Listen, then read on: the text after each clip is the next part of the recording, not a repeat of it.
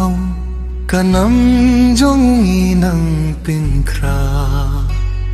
ki khun swet khun rang li jai bin rio baro kaju kajingit ki ayo snapi ki samla utrayudawa ki kamba bhabaro to tei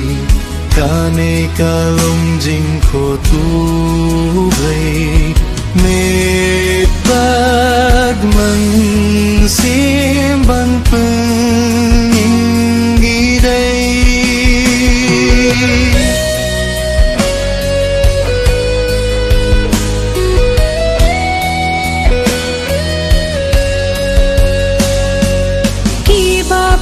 Sitam berdebat kedua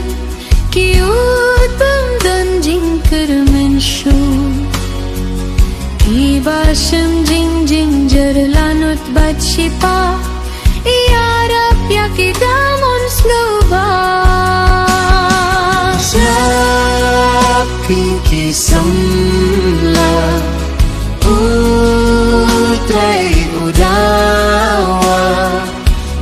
kamba bhabaro tote kane kalam jingko duble me badman simban penangi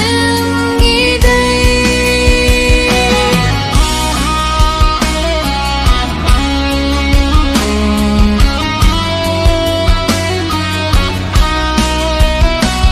kapirthe hi jingsu kamla vanshen kawat jings gani ba jingsang eusken dangya